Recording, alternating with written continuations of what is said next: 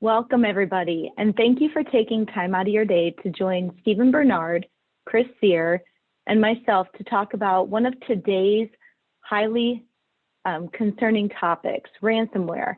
No limits, no borders, no fear. We have a lot to cover in a very short amount of time. For your information, this webinar is being recorded and a link will be provided to you after the event today. If you have any questions throughout the webinar, please place them in the Q&A box and we will get to them as soon as we can. I'd like to start off today by introducing our cyber experts.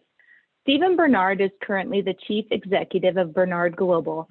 Prior to this, he served as the Executive VP of Global Protection Services at Sony Pictures for almost 20 years.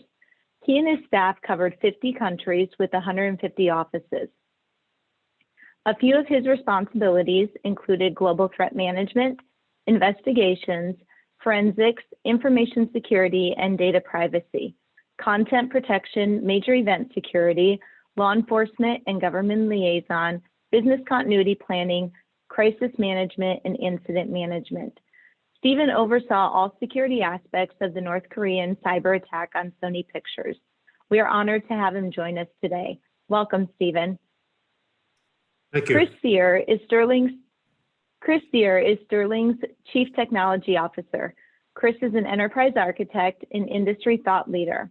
Chris's expertise spans quantum computing, blockchain technologies, cloud technologies, computer vision and machine learning, Internet of Things topologies, advanced manufacturing technologies, network architectures, big data, aerospace design, and engineering. Chris spent almost 30 years working within the federal government, NASA, and special operations community, developing future end-to-end reference architecture. As a high-level computer scientist, Chris supported the NASA Space Shuttle and International Space Station missions. He was a member of the team that designed and built the first Joint Air Operations Center and the Joint Forces Experiment Program. For 13 years, he was also a member and leader in the Air Force Special Ops. Prior to joining Sterling, Chris worked at Oracle, where he served as enterprise cloud architect and founding member of the Cloud Pursuit Team, Cloud Execution Team, and Cloud Technology Office, responsible for Oracle's transformational pivot to cloud services.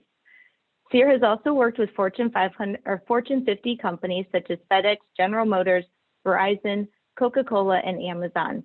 As Sterling's CTO, Chris drives our company's technology strategy and related endeavors. Welcome, Chris, this morning. Thank you, Mindy. So as we stated earlier, today's topic is ransomware. No limits, no borders, and no fear. Stevan, I'm going to turn this presentation over to you to talk about the current state of ransomware. Thank you, Mindy, and good day, everyone. Appreciate your interest in what we're going to cover with you. I have to say also thank you to Sterling for part 2 in a series that we're offering to customers, clients, to talk about what's happening today in the world as it relates to cyber, and especially as it relates to cybersecurity and the protection of assets and data and people and so on. And I'm honored to share the stage with Chris. I hadn't heard your bio before, Chris, but I'm pretty blown away. I thought mine was good. Anyway, we're going to have fun with this. We want to present to you what's happening current state. I think every morning you wake up, you read the paper or say something online about ransomware. It is by far the fastest growing cybercrime. And there's really good reason why it is. But we're not just going to present the problem. We're going to present some ideas for you around what you can do about it, including increasing your awareness, which I think is why you're here today. So excited to do this. And I know we're going to have some time for questions, either during the program or even after. So feel free to jump in with those. So ransomware. One thing I'm going to hit on here is you see kind of in the lower left, Ireland's health service was hit by actually the Conti ransomware gang. The demand on them to get their data back is $20 million extortion payment. There's some other ones listed here where the demand is even higher. And And so you wonder, well, why is it that ransomware is such a big deal? Easy to do, no risks, no borders, no rules, really. The cash comes quickly. And I think the reason that we've seen it grow so much is cryptocurrency. Easy to pay, hard to trace, quick movement of funds. Everybody gets their piece and they're off onto the next one. So, and what makes it all so appealing is that our data has increasing value. Chris, comment on ransomware.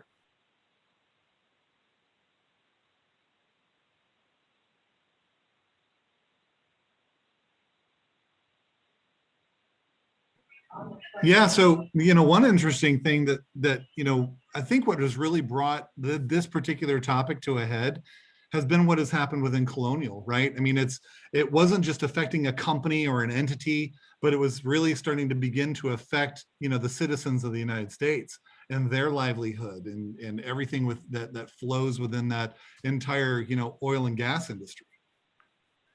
Yeah, and I think the gang that was responsible for that, their name was DarkSide, went running for the hills when they realized that their one of their servers that contained $5 million in ransomware payments had been compromised and the money was gone. And a few other things were happening to them. Not sure why yet.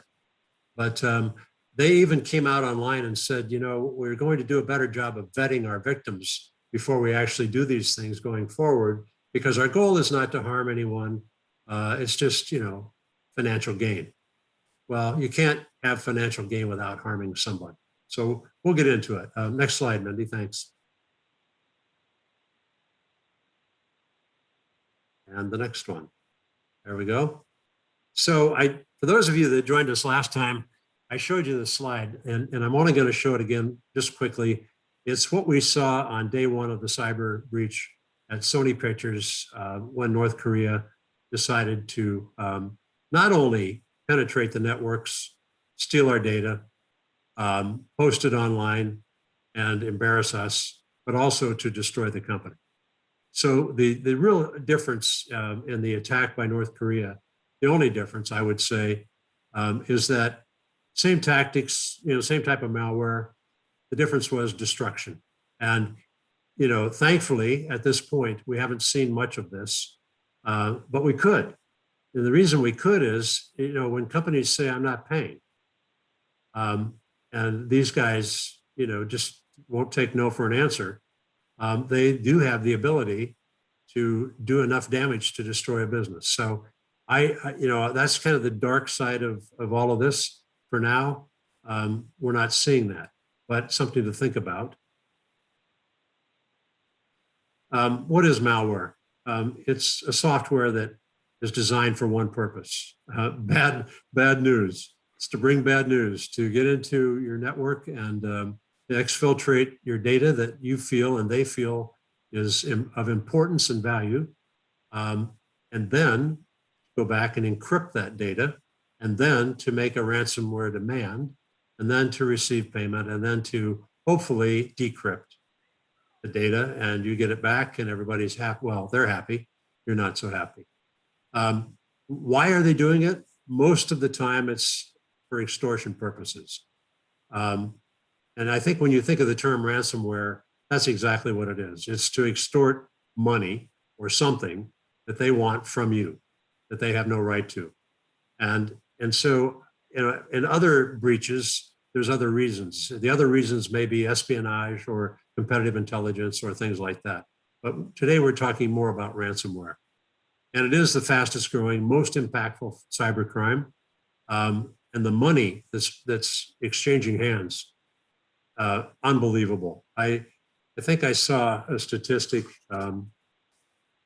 that the average payment now is $315,000 in a cyber demand, a ransomware demand. And we see some numbers that are far greater. The Colonial Pipeline, they paid reportedly $4.4 million Other companies have paid in the tens of millions. It depends on the demand. It depends on the capability of the victim to pay, whether or not they're insured, and a lot of other factors. And one of the things that we're seeing today is that there are even companies now that exist that will help you negotiate a lower rate on your payment. The gangs, there are 6 that I've seen that have been named that are the top players, and they're very proud of that. They actually post what they do online, and including the amount of money and revenue that they're driving. In some instances, we believe this is nation state sponsored, and they're getting a benefit from it, either a direct benefit, or they're just willing to sit back and watch it happen because it's something negative that's happening to their adversaries in their minds, and they're perfectly content with that, and they're not going to help us find the bad guys and do something about it in a retaliatory sense. And there are a few of those countries that are out there today where the bad guys know they'll have safe harbor. And then, who's doing it? There are a lot of what I call guns for hire on the deep and dark web. And the other thing that's important to know is the reason this has really caught on is that whatever skills you think you need, maybe you're not good at doing the breach, or maybe you're not good at, finding the data and encrypting the data or exfiltrating the data. Maybe you're not good at the ransomware negotiations. Maybe you're not good at the transfer of funds through cryptocurrency. Whatever it is, there's somebody out there who is good at it. And because of the easy way that money flows in cryptocurrency, everybody is eligible for a percentage of the take. So, I do this, you do that, we all win. It's no longer a battle over I do it all. Why do you need to do it all? So that's really another part of the problem that's becoming much more serious. Next slide, please.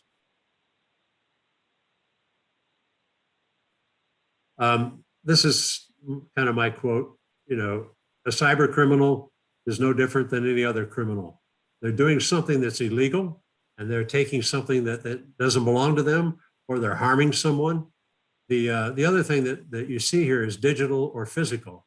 It should be a question mark, because digital is the means, but up until recently, as Chris mentioned, with the Colonial Pipeline incident, it hasn't really had a physical effect. We're starting to see that it does. In Dusseldorf, in a hospital a few months ago, the ransomware attack shut down their systems, and a very ill individual who was trying to gain admission had to go to another hospital, and he died en route.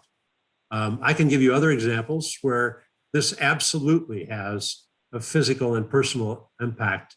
And so they are crossing the line where, it's just a harmless digital crime. No, it's not. The Colonial breach, as I said, national security threat. The Oldsmar poisonous water attack. Chris is very familiar with this operation. Chris, you want to jump in on this one? Right. So Oldsmar is actually a town that right next to a town that I grew up in, and the fact that they were able to look at vulnerabilities inside of Windows 7 and be able to change the chemical breakdown of the water filtration plant, right, and be able to attempt to poison the water supply of this town. While it was a fairly small scale attack, I'm sure that it was probably to determine and develop weaknesses around going into an even greater water supply. So, I mean, it's, the one question that I had for you, Stevan, was, do you think that DarkSide, do you think they underestimated the response that was going to happen? Do you think that they really intended to go in and create this national security threat? Or was it really just to kind of, get money from a petroleum company? I think up until that happened, they didn't really care who the victim was. And actually, Chris, it's a good segue into the next bullets here. Let me come back to Colonial. Okay. So DCPD is the District of Columbia Police Department. the Houston Rockets, SolarWinds, Microsoft, AXA Insurance, CNA Financial, and the list goes on and on and on. And I'm sure all of you know of others. The point being, they don't care. They're not worried about who they go after. And Colonial was just another victim. And they knew, because of the nature of the business, that they were going to pay. At least they felt they were. And the good news about that too, Chris can talk about this, is they definitely got into their IT network, but because it was recognized fairly early on, they did not get into, and the reason they didn't is because Colonial shut down their OT networks. And so they were able to shut down and reconstitute, if you will, and then open up more quickly. But they also did pay the $4.4 million. But the fact that DarkSide apologized publicly so quickly after this happened and after it began to unfold, they realized they stepped on doo-doo. They crossed a line. And they even apologized and said, we're going to be much more careful about vetting going forward as to who our victims are. How Kinder, nice. gentler criminals, right? Yes, yeah. They have a heart. Okay, next slide.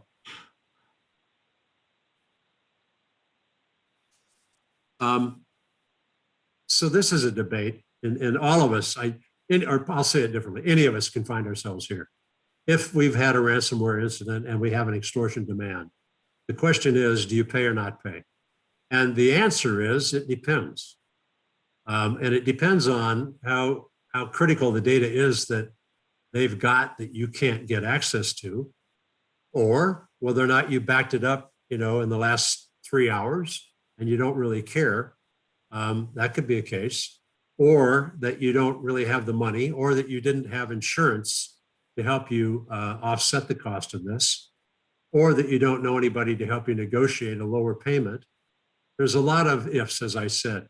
I was on a briefing earlier today with some government officials, and this topic came up. And one of the things that I think we're going to see a lot more, or hear a lot more about, is that at some point, to curtail this epidemic, it may become illegal to pay a ransom.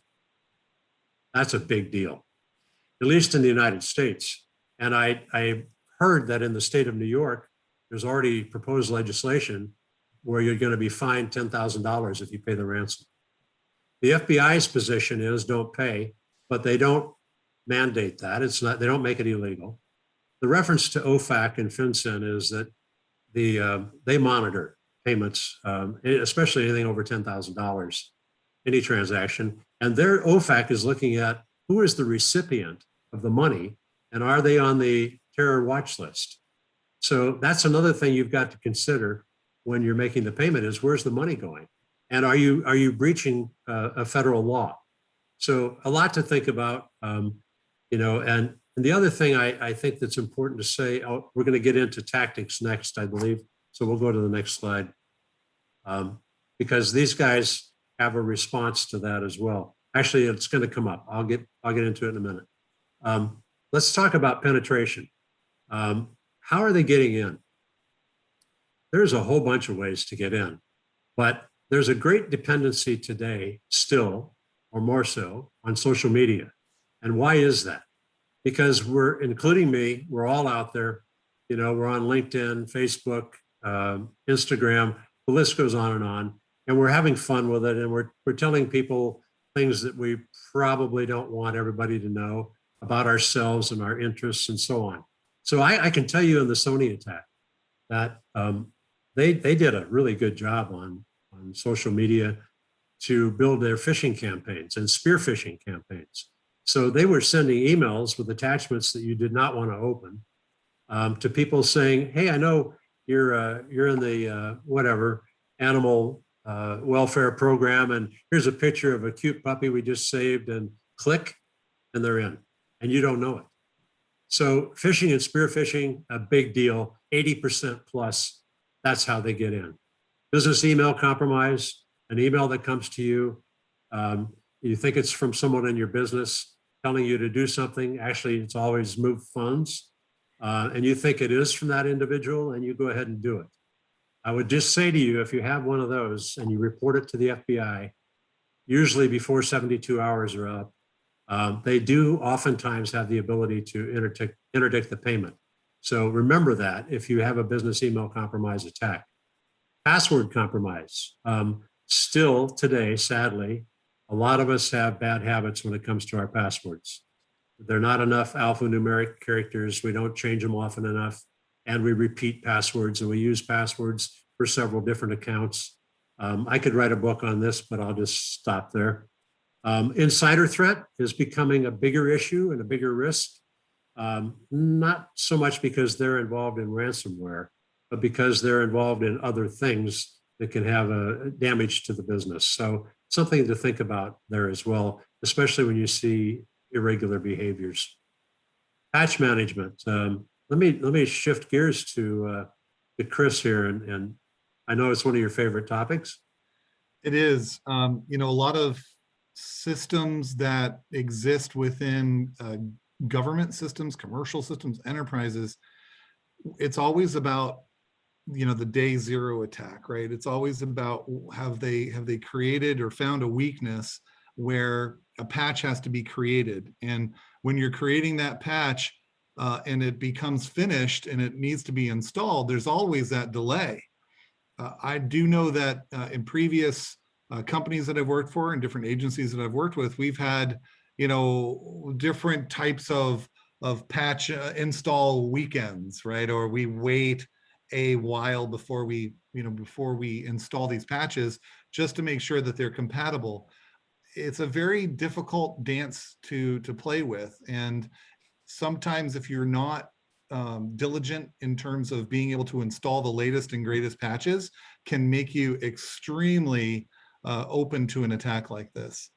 Patch management is a massive key to protecting your environment against these attacks. Thanks. Third-party risk. You may hear this referred to as supply chain risk or supply chain security or systemic risk.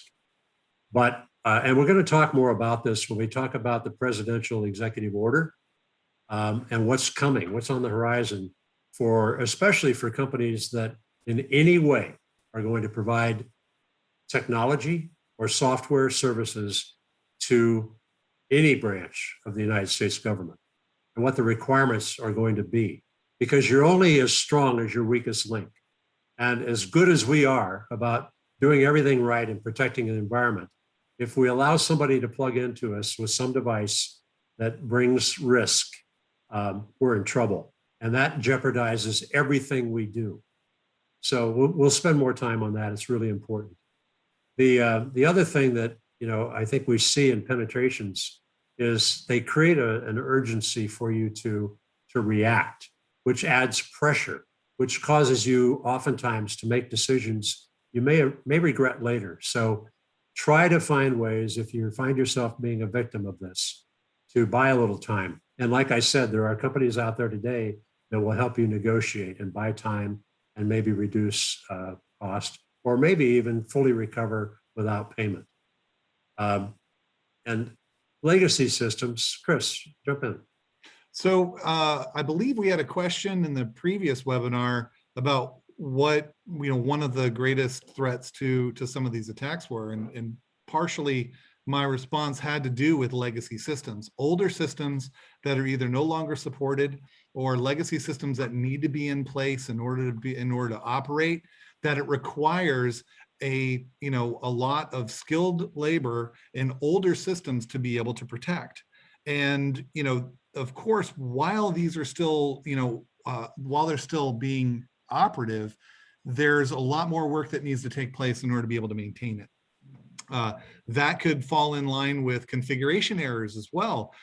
In Unix and Linux systems, a misplaced semicolon or a colon or a space could mean the difference between an attack and a deterrence. So it's very important to be diligent in maintaining your legacy systems, finding out ways of being able to monitor and modernize those legacy systems.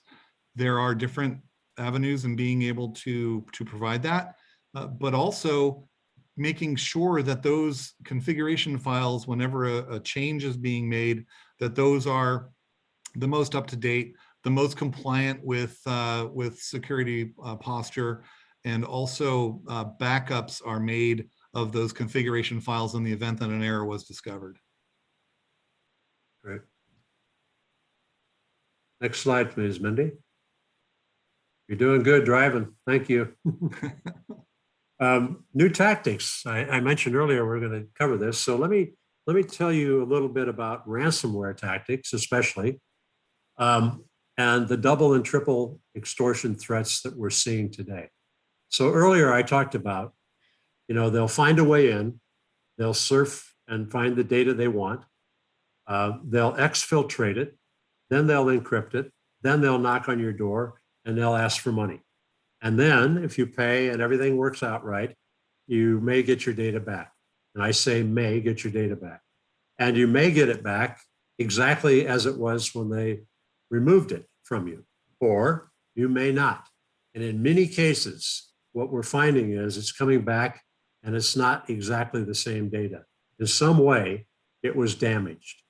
And so, if you find yourself in that situation, when you do recover, you really want to take time to take a look at it and make sure it doesn't contain backdoors, that it's the same data that you thought you lost, and so on. But what's happening though is, in addition to what I just described to you, once you make the payment, assuming you do, that doesn't necessarily mean they're going to go away. You got your decryption key, everything's fine. What it means is they exfiltrated your data and they still hold it. And they or someone else may decide that there are other uses for that data. And so that's what we face today. As good as we may be in backing up our data, our networks and systems, it may not be enough. And in the Sony case, there were 9 different times that huge packets of data, including email, scripts, movies, were uploaded to Pastebin. And you can't run the trail and you can't take it down. Once it's there, it's there.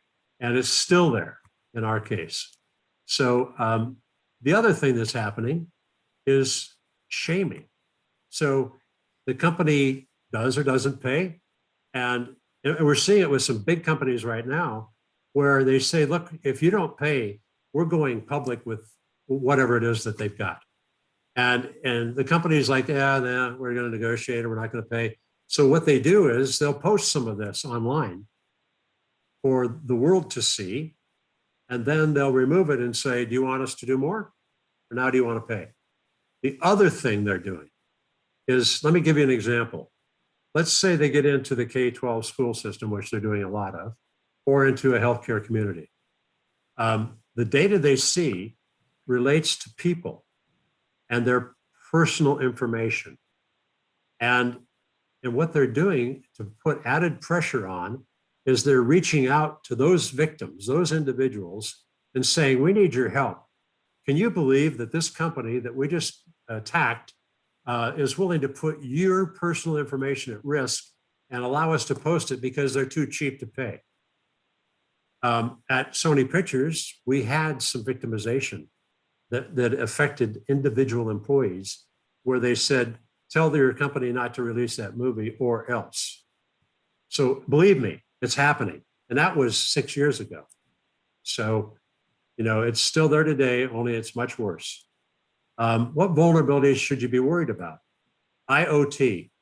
Let me just say, the Internet of Things, there are billions and billions of devices that are out there today that are cheap, they're fun, the camera in the baby's room, the audio device, whatever, and it comes with a password default of 123. And the bad guys know it. And it's so easy to compromise. And maybe you hooked it up to your home Wi-Fi. Guess what? Now they're in your Wi-Fi. So something that it just sounds simple, sounds fun, a camera in your house, it's risky. So you want to pay attention to that. And lots of companies are buying IoT devices as well. Chris, you want to comment on this? Sure. you know, the IoT devices are extremely inexpensive too. You know, while we look at things like cameras and biometric sensors and things of that, there's data that is constantly streaming out of them. And sometimes setting up an Internet of Things network is a little complicated. And a lot of times it is, you know, if it's working, then you can go back and try and lock it down. And that sometimes, depending upon that urgency that you mentioned before, Steven, is that it will sometimes get forgotten. Well, if it's working and everything is going great, then why do we need to go back and spend a lot of time and try and lock that down and maybe disconnect functionality, you know, for time? There's a lot of other, you know, issues that are coming up. I mean, everybody, you can't swing a stick without hearing 5G coming from AT&T or Verizon, or, you know, the telco providers, as well as customers that are looking at that technology because it is such an advancement in terms of bandwidth. But there has to be a strategy about migrating off of, you know, I don't even want to say legacy, but the networks that we're currently using, right? Our current state of 4G LTE, that can also open up a lot of risk. And there are cells that are investigating the technology to be able to determine weaknesses and come up with attack plans. You also have things like cloud security with the migration of hybrid cloud, migration to cloud-based services and serverless type of applications. That is a different paradigm to on-premises type security. So there's a lot to be, you know, considering there. If there is an attack within the cloud environment, which we've all seen in news about data breaches and clouds, imagine now that being able to span from the cloud directly into an on-premises data center and wreak even more havoc. So there's quite a bit of new, you know, vulnerabilities that exist in the future that they're developing new tactics for, but also what's happening within that current state. Yeah. Don't want to skip over AI and ML. I think Chris and I know what that means, but right. AI is artificial intelligence and ML is machine learning, where machines teach each other how to do things. So it's funny, but Steven, we talk about, you know, don't bring a you know, a knife to a gunfight. I always say, you know, hey, if you're a human being and you are going to go to battle against you know, machine learning, artificial intelligence bots, it's like bringing a noodle to a knife fight. You know, it's a force multiplier. It is definitely taking place. There's plenty of AI and machine learning to help deter that threat too. So it's not as if it's the only tool of an attacker. There's a lot of different ways to be able to defend utilizing that technology, and we have that capability to help. Yeah, the beauty of AI is that it will really unleash the value of our data and help us monetize it and use it in ways that we can't even imagine now. So but guess what? The bad guys are developing AI as well, because it'll come at you so quick you'll blink and you won't even know they were there, and they're in, and it's another tactic. So you know, we got to raise the bar just like they do, and it's not going to go away. So great opportunity for us, but also not without risk. And biometrics, you know, we're seeing more and more dependency on that, but you know, I know that in China, a lot of the bio data, the medical data that belongs to so many people in the world is being stored and aggregated and probably will be put to use for these types of purposes in the future. Mobile devices, you know, it's the computer in the hand. And boy, is it ever. And I can do almost anything. I can actually go without using my my other computer devices and just use my mobile device now. But again, it's a target. The bad guy knows that they don't have to get into my laptop or my desktop if they can get into my mobile phone. And there's a lot of stuff they can do with it because I use multi-factor authentication. And I even do some banking there. I shouldn't say that, but I do. Third-party risk we talked about, and naivete. and I say this in a kind of a positive way, but thank you to all of you for joining us today to increase your awareness of what's going on. That's really a huge step in the right direction to at least know what it is you're dealing with and have a plan to deal with it. The other thing that Chris and I talked about when we were developing this program is breach fatigue. There is, I mean, every day somebody's got a breach, right? There's lots of attempts, millions each day on us. And it is fatiguing for, especially an IT department. Chris, let me shift to you because I know you're seeing a lot of this. I am, and a lot of times it's not necessarily, the people who are working on the systems that are experiencing the breach fatigue. A lot of it tends to be even at the executive level, where when a threat comes in, it might be coming in from storage, or it might be coming in from a network attack, or it might be coming in from identity management. The list will go on and on.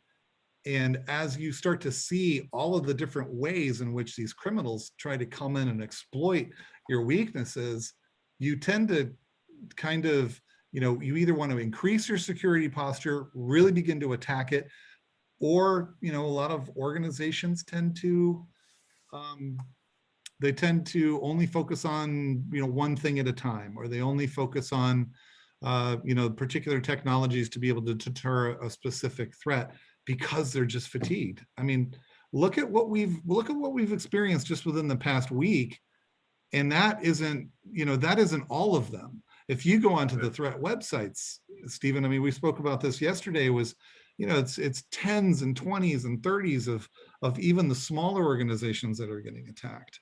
So, if you're dealing with that every single day, there is definitely the capability of just beginning to, to be beat down about some of this. But you have to be, you have to be a warrior, you have to be a soldier, you have to be ready to be able to fight that fight and fight that fatiguing attitude of what's happening in this world today in cybersecurity. Okay, next slide, thanks.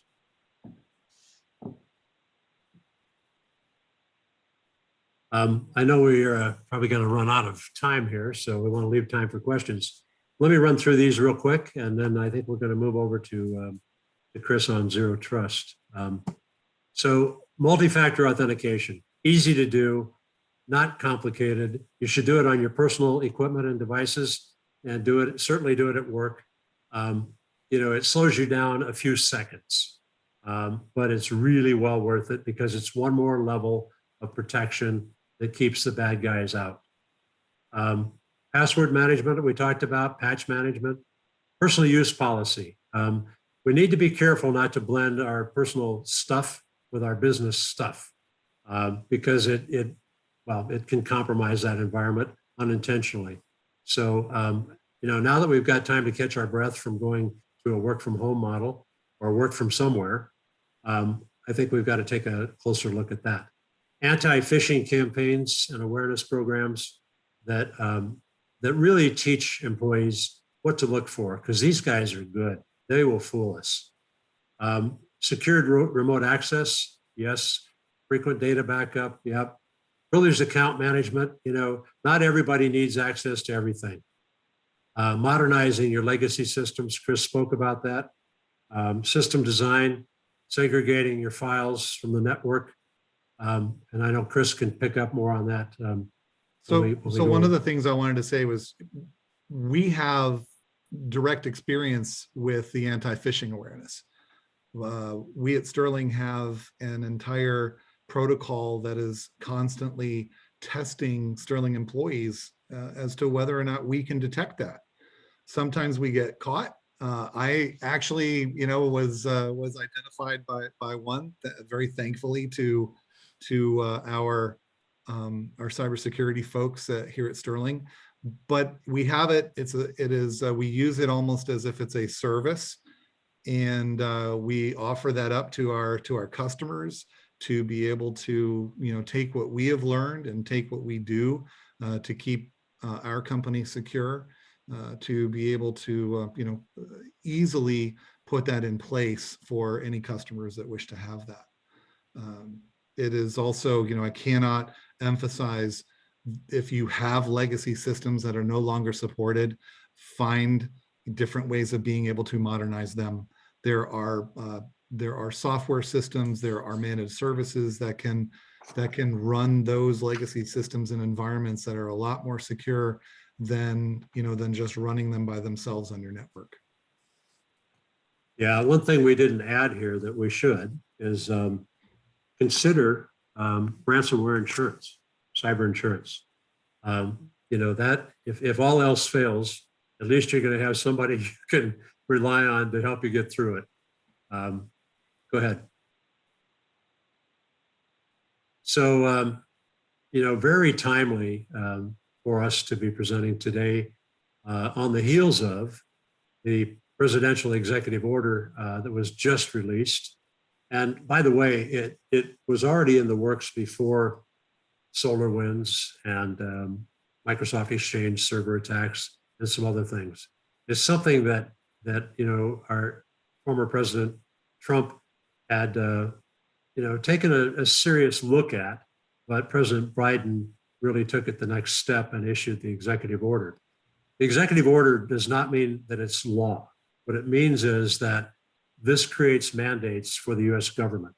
And I think a good way to describe it at a high level is the intent behind it is to improve information sharing, to create an incentive for when someone's been victimized for them to report the incident, to modernize the federal agencies and looking at multi-factor authentication, zero trust. You're going to hear about that from us, new technologies, and also to take a much deeper look at supply chain management overall and the risks that supply chains bring to the government and to do something about it.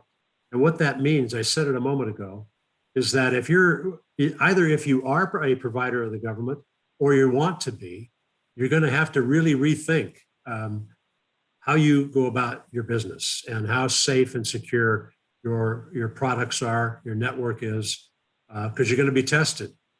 And if you fail, then you're not going to win that business, or you're going to lose it if you haven't done the right job. The other thing is there's going to be requirements for suppliers to the US government on secure software, proving it before contracts are awarded. And I think we're going to hear more and more on this, that the requirements are going to, the government, it's not enough for the government to do it themselves. The weakest link is whoever is in the chain. And so the burden is going to come to us as well. And then the other thing finally is the Cyber Safety Review Board that's being created is going to have a mix of public and private sector individuals on the board that are going to review incidents and analyze and come back to us with good information. And it's intended to be built in a parallel way to the NTSB, which is the National Transportation Safety Board. And so that could be a really good thing. The other thing that happened yesterday is the president issued his plan for the American Jobs Act.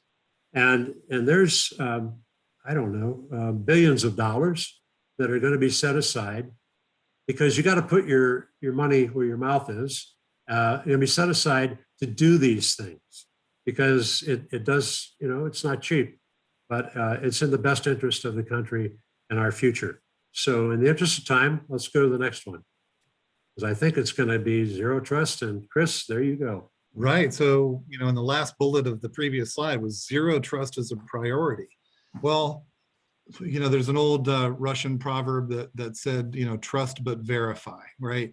We wound up utilizing that while we were building our relations in the Reagan era for diplomacy. And that was something that, Ronald Reagan always said was trust but verify. This is completely different. This is do not trust, but definitely verify, and in multiple ways, right? That is extremely important when you start dealing with information technology that spreads across international borders. And there's many reasons why it will keep your organization and yourself safe. It is extremely important. Next slide, please. So there's all sorts of modern cybersecurity challenges. You know, we've talked about breach fatigue. We've talked about legacy systems that are coming into play. There's increasing pervasive threats that take on. We're in the middle of digital transformation. Our organizations are trying to figure out how to be able to take a distributed computing model and move that into a serverless model, being able to containerize applications, move them from on-premise to cloud, move them from cloud back onto on-premises data centers. There's all sorts of different things that took place. And then add to that a pandemic.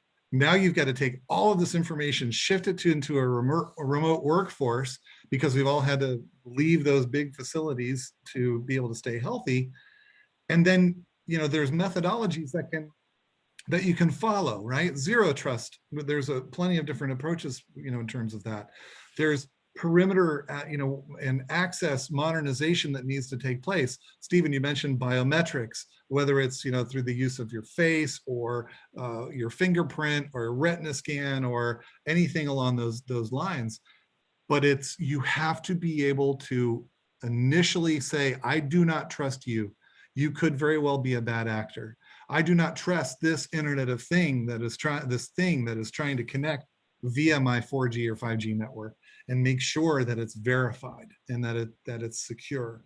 So there's a lot of different things that are taking place, and it's a very big challenge. Next slide. So I said before, you know, what is zero trust? Is it, you know, just completely blockade everybody, completely shut everybody else out, and then take all this time to try and find out if, you know, if I should be able to let this entity in? Well, in an older environment, it would take an awful long time, and it would probably detract to the full motion of business. But today, the newer technologies that are in place are actually pretty quick. You know, I know that I've used tools like Cisco Duo that will, you know, when I want to send a passcode, when I'm trying to get into a system, it'll actually go to my Apple Watch and it will allow me to approve or disapprove. And it's really quite simple. I don't even need to pull my phone out at that point. We all use we use facial biometrics, fingerprint biometrics. It's starting to come into play.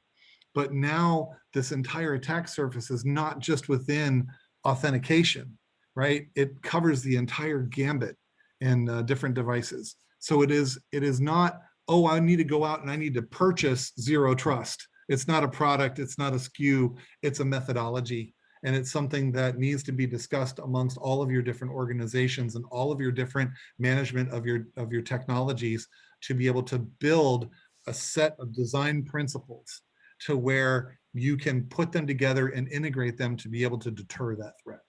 Next slide. As I mentioned before, these are kind of the main principles, right? Never trust, but always verify. Always treat as if any resource that is trying to connect, whether it's human or digital, that it's untrusted. Never assume it. As a system administrator, one of the things that we always did when we were trying to get something to work was, well, we'll just temporarily change the permissions, right? It was, you know, see if it worked. And then if it did, we could lock that down. We cannot be that way anymore. It just doesn't work anymore. You have to assume that there will be a breach. You have to assume that there will always be a threat, that if you drop your posture a little bit, that there will always be someone there to attack. And then also, verify whether it is through your logs, whether it's through monitoring, constant monitoring, utilizing AI and machine learning tool sets to be able to create that force multiplier for your enterprise to be able to help verify that and keep it in a timely manner. Next. So there's all sorts of different slides when it comes to the pillars of zero trust. This is probably the largest one with the most amount of items and how they fit within. And I'm using that as just simply, it's easier to give you all the different facets of it. And then as you start to see other methodologies of zero trust, there might be 4, there might be 5. This one particular one has 7. This is really kind of the de facto standard as it was originally defined.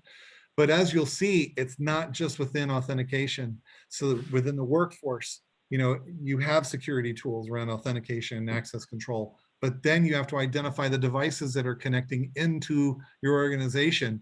And on those devices, there are applications and digital process that are going to be running within those devices. Of course, you've got to protect the network, but the network, as we always, heard about network breaches, that is really, really important, but it's not the goal of the attacker. The attacker is not there to bring down the network. The attacker is there to get to your data, right? So you have to be able to trust who is getting into your, or what is getting access to your data, but also protect it. It is, utilizing things like principle of least privilege, role-based access, what can connect to this particular field, this row of my data, and how important that is. And then at the same point in time, visibility and analytics. We're becoming a data-driven organization. There are AI-first companies that are being created.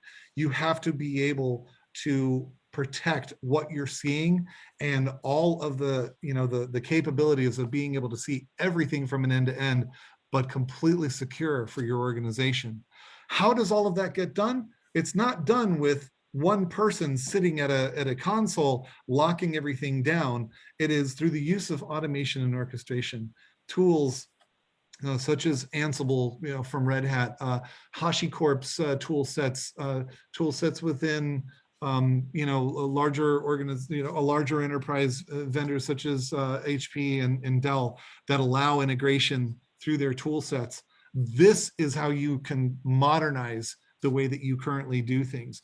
Automation is key. The ability to push one button and make a change to 1,000 different environments is so key and so important, whether it is across all of these other different pillars within the workforce, device, workload, network, and data.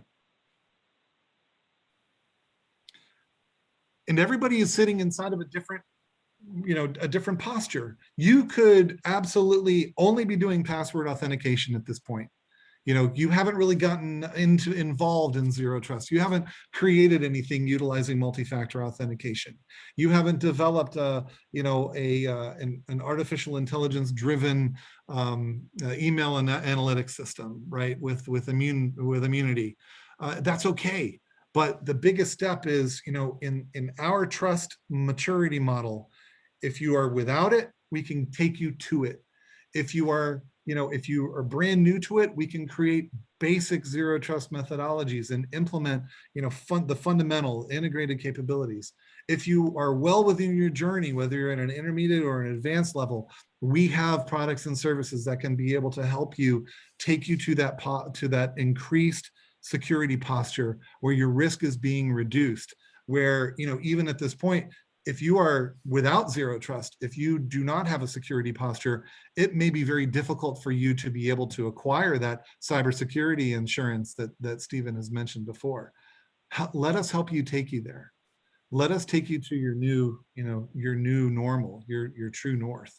And that is something that we have worked on very well. Mike Fediplace within my cybersecurity organization who heads it up, we are ready to have that conversation.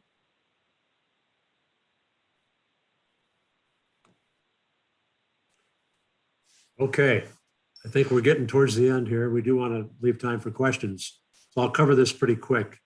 But one thing to highlight what Chris said, and I meant to say it and I didn't, is I don't think I did, is one other component of the executive order is zero trust.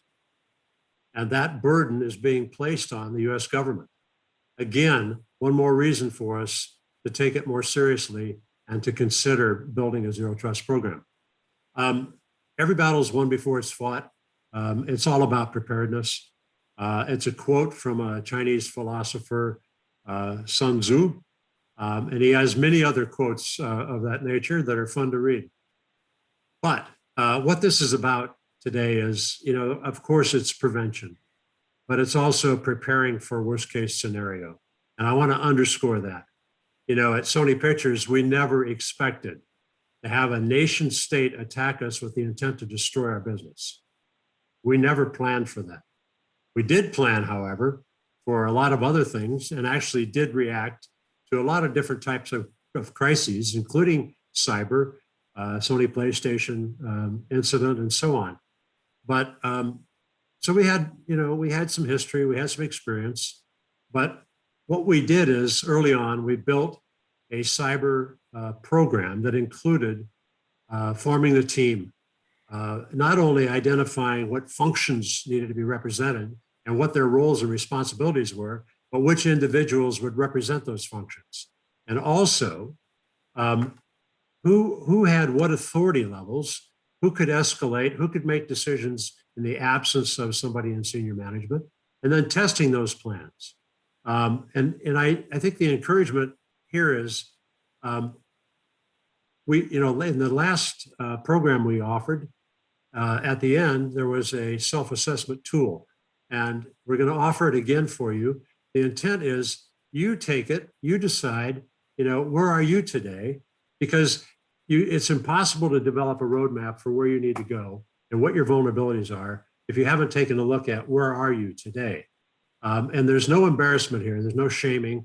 We're all someplace, and that's our launch point.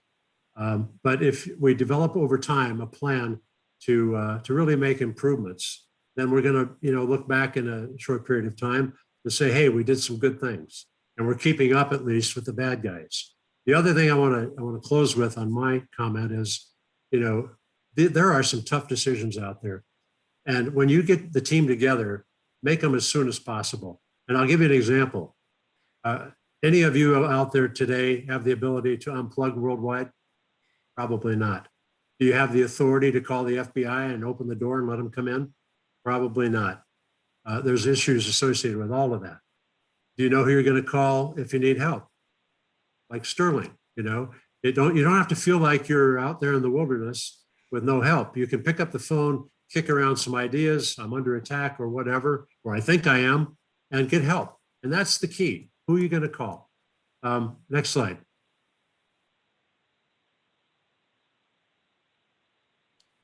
I won't spend much time on this, just, it's preparing, recovering, responding and recovering. And that's, you guys go ahead and take it. And, several of us will be available if you want to discuss it further. Next slide, please, Mindy.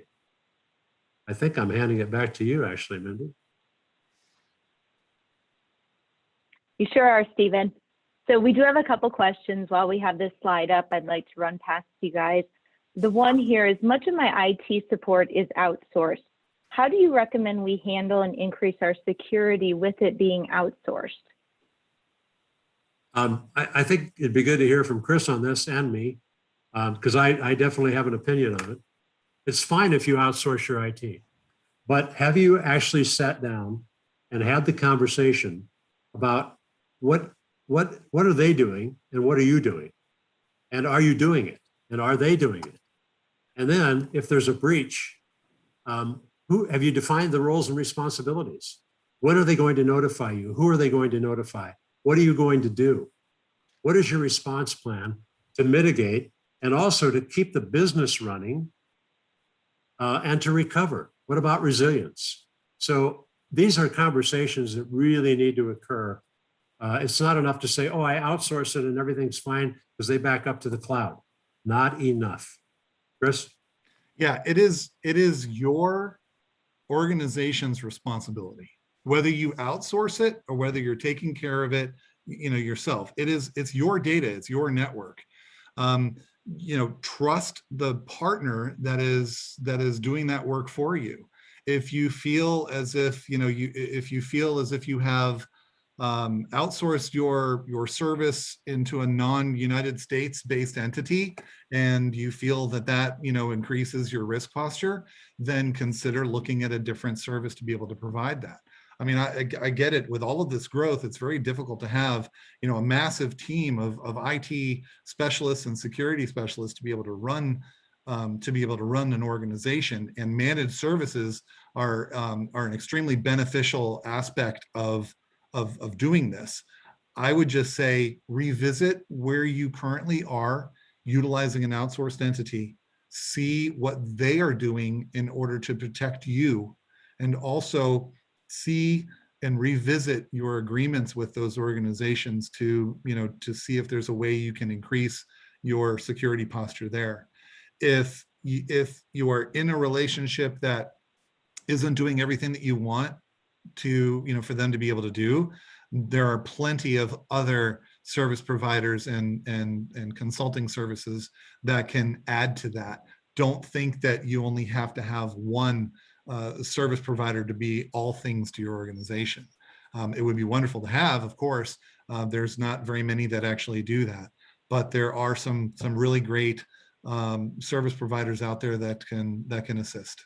And that is one thing as well that we have, as well as managed services across that. Thank you, guys. In the sake of time, I have one other one here that I think is really pressing. Would be great to hear both of you answer. As bad as things seem, creating a sense of urgency in our corporation still seems difficult. Why is this? I feel like there's a sense of being overwhelmed, of being confused, of trying to deal with COVID and all the other things we've had on our plate, and you hope it's working fine. I turned the computer on today, it worked. I could do my email. Leave me alone. That it's not enough anymore. But it doesn't have to be complex. I think that the sense of urgency should include engaging and deputizing the entire workforce.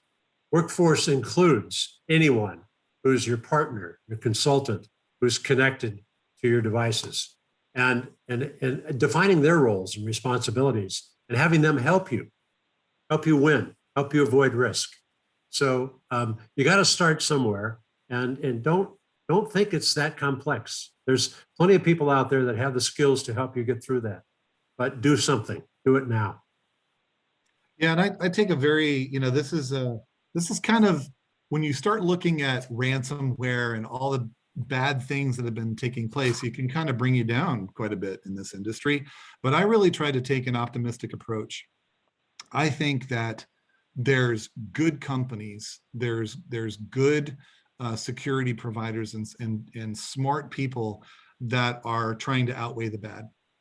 I think that there are people and organizations that honestly want to do better at what they currently provide and the services that they provide their customers.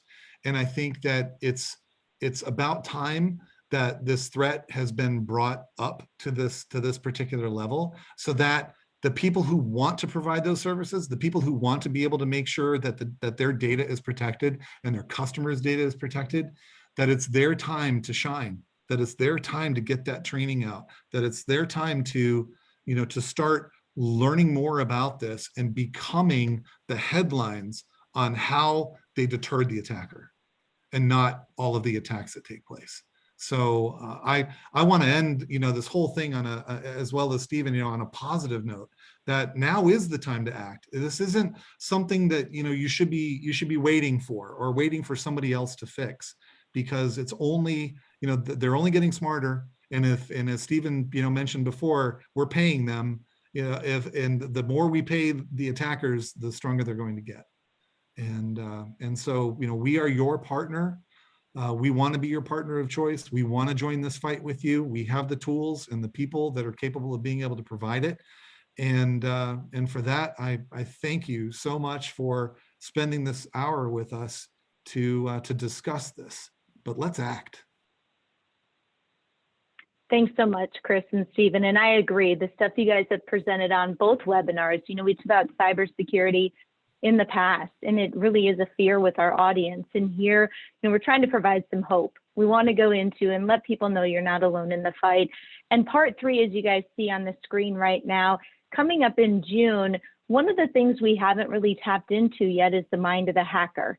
So we've talked about it from the perspective of Stevens, who was attacked, the perspective of the CTO from Chris's role. And on June 23rd, Karen Elazari is going to join us on the webinar. You'll have a link in your follow-up email that you'll receive at the end of the webinar today. Register for the event on the 23rd. She's going to go into the mind of the hacker. And we're going to look into what their motives are, how they work, what makes companies appealing to them. Are there any track records, statistics that she can share with us? So please join us there. You will also receive in the follow-up email a link to the cybersecurity preparedness self-assessment. As Steven said, we're offering that up again. Please get out, take the assessment, give Sterling a call. We can help you with your discovery calls, workshops, assessments, or as Chris recently stated, the Zero Trust Maturity Model. So thank you everybody for joining us today. We really appreciate it, and we look forward to seeing you on the 23rd. Take care.